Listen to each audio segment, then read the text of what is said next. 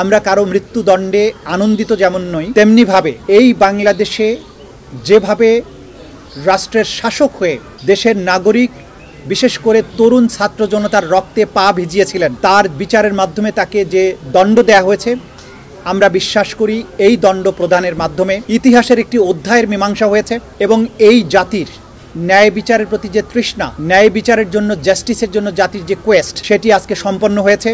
অপরাধীকে তার প্রাপ্য শাস্তি প্রদান করা হয়েছে। আমরা আশা করব সরকার এবং রাষ্ট্র আদালতের এই রায়কে যথাযথ আইনি প্রক্রিয়া এবং অন্যান্য যত প্রক্রিয়া আছে কূটনৈতিকভাবে সেই প্রক্রিয়া অবলম্বন করে যারা আসামি পলাতক আছেন, দেশের বাইরে আছেন, তাদেরকে বাংলাদেশের মাটিতে নিয়ে এসে আইনের মাধ্যমে তাদের এই শাস্তি কার্যকর করবে। আজকে এই রায়ের মাধ্যমে আমাদের ব্যক্তিগতভাবে প্রসিকিউশনের খুশি বা অখুশির কোনো ব্যাপার নেই।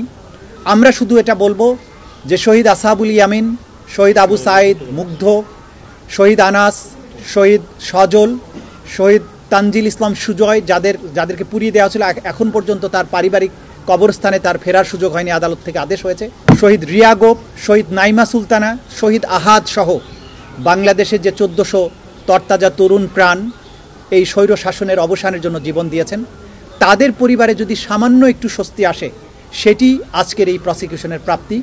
জাতির পক্ষে আমরা একটা বিচারিক প্রক্রিয়াকে সম্পন্ন করার মাধ্যমে এই জাতিকে বিচারহীনতার কলঙ্ক থেকে মুক্ত করার যে ক্ষুদ্র আমাদের প্রয়াস, সেটা যদি সফল হয়, সেখানেই আমাদের সাফল্য। আমরা মনে করি এই রায়টি কোনো ধরনের কোনো অতীতের প্রতিশোধ নয়, এটি হচ্ছে জাতির প্রতিজ্ঞা ন্যায় বিচার প্রতিষ্ঠার জন্য, এটা হচ্ছে জাতির কোয়েস্ট ফর জাস্টিস।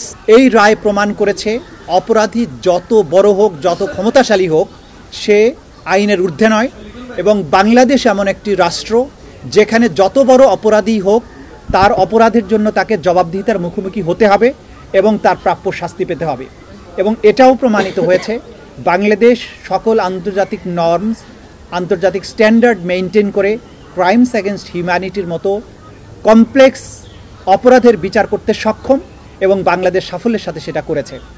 আমরা এটাও একই সাথে বলতে চাই যে কোয়ালিটি অফ এভিডেন্স এখানে দেখানো হয়েছে, যে ধরনের সাক্ষ্য প্রমাণ এই আদালতে উপস্থাপিত হয়েছে, বিশ্বের যে কোনো আদালতের স্ট্যান্ডার্ডে এই সাক্ষ্য প্রমাণগুলো উতরে যাবে এবং পৃথিবীর যে কোনো আদালতে এই সাক্ষ্য প্রমাণ উপস্থাপন করা হলে আজকে যেসব আসামিকে শাস্তি প্রদান করা হয়েছে, তারা প্রত্যেকেই একই শাস্তি প্রাপ্ত হবেন।